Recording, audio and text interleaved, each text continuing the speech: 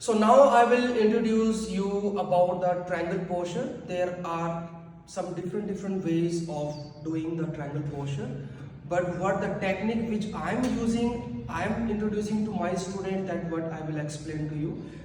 मैं ये नहीं कह रहा कि आपको यही करना है, आपको दूसरी टेक्निक भी मिलती है, आप वो भी आप कर सकते हो, but try to understand the logic behind it. उस लॉजिक को भी आपको समझने की जरूरत है. Firstly, I'll show you the triangle pose. Triangle pose कैसे करते हैं? You have to open legs your sidewise, widely open the legs. Maybe the question is कि what about the distance in between legs? So ये depend करेगा body level के हिसाब से. If you have the long legs, so maybe the distance can be bigger. If you have the short legs, so distance can be shorter. लेकिन yoga terminology के अंदर we are saying the distance, measure जो standard जो distance है, that is about 1 meter. 1 meter is about 3 feet, 3.5 feet, something like that. आप उसके हिसाब से उसको मेजर कर सकते हो. Open leg sidewise. I will show you from the left side. You have to turn your left foot on the left side. First thing you have to measure both leg heel should align. दोनों पैरों की जो heel है, जो एडिया है, वो आपको align करनी है. Right foot you have to turn, थोड़ा सा उसे अंदर की तरफ कर लीजिएगा, a little on the 45 like this. या मेंटेन कीजिएगा. If the leg is going front and back, अगर ये जो आपकी हील अलाइन नहीं होंगी, it will distract your hip alignment. आपके हिप प्रॉपर अलाइनमेंट नहीं हो पाएंगे. That's why your both legs heel should align. इसीलिए आपके दोनों पैरों की जो एरिया वो आपकी अलाइन होनी चाहिए. इसके बाद another thing is you have to stabilise your hip. Hip shouldn't be push front, shouldn't be pushed back too much, shouldn't push too much front. You have to neutralize the position. Means हमको यहाँ पर posterior tilt मतलब front tilt पर focus करना है, और आपकी ये जो lateral hip movement है उसको भी आपको यहाँ पर stabilize करना है.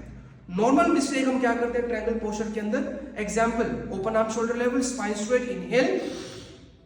When I lengthen my body on the left side, I say you have to lock your pelvic. इसको आप लॉक करके then you have to lengthen the left hand down, right hand up. But one common mistake in this practice, students they start pushing the hip on the opposite side.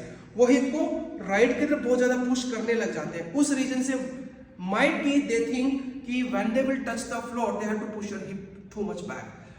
Yes, this is the another technique too. मैं उस technique को मैं गलत नहीं बता रहा कि maybe some teacher they are also using this technique, but personally I focus more on this technique. आप अपने hip को lock कीजिए. You have to lock the hip, open arms, lengthen it, push hip front side with the lateral hip movement, left hand down, right hand up. Try to align your both arms and shoulder. Left hand you have to push down, right hand you have to push up, so that you can give the opening in your arms, you can give the opening in your shoulder, you can give the extension in your lungs and in your chest. आप इस तरीके से जाइए. ये नहीं कि body को बस आप नीचे नीचे नीचे पुश करते जाएं. No, push left hand down, right hand up. With this way only you can give the expansion in your upper body, shoulder, lungs, chest. इस तरीके से आप दीजिएगा. So इसका फिर और इसको मॉडिफाई कैसे करेंगे? How we can be modify? We can modify the chair. हम इसको चेयर के साथ करेंगे. How to do the chair? You use the chair and then just the practice here only. Maybe यहाँ पर आर्म्स उस तरीके से अलाइन ना हो पाए.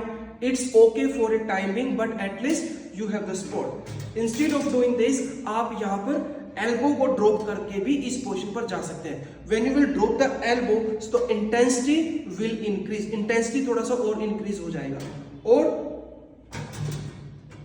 you can use another part of the chair. You can having the practice with this way too. तो जितना आप नीचे जाएंगे intensity will increase, but do not lose your hip. आपको हिप को ऐसे लूज नहीं करना इस तरीके से. ठीक है? When you will practice, when you will do this practice with locking the hip, you will feel कि yes, how much strength you need to use from the lower body. Initial level it's okay. अगर बिल्कुल ही कोई beginner है या बिल्कुल first time कोई कर रहा है या first time we are introducing this posture to someone, उस केस में little bit hip moving out, so it's okay. तो वो ठीक है, लेकिन you just keep this thing in your mind कि आपको हिप को धीरे धीरे यहाँ पर आपको करना है.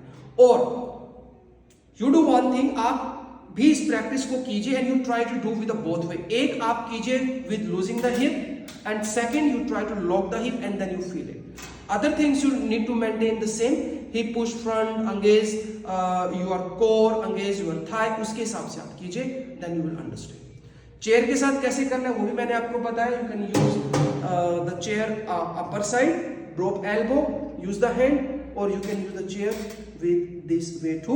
Upper hand को आप सीधा भी ले सकते हो. You can keep the right arm straight or you can even right arm straight over the head. आप यहाँ पर भी ले सकते हो. So both are okay. When you keep right arm straight over the head, so intensity from the upper body, from the shoulder side, it will increase. वो थोड़ा सा और वो वहाँ पर वो बढ़ जाए. I hope you understand. Thank you.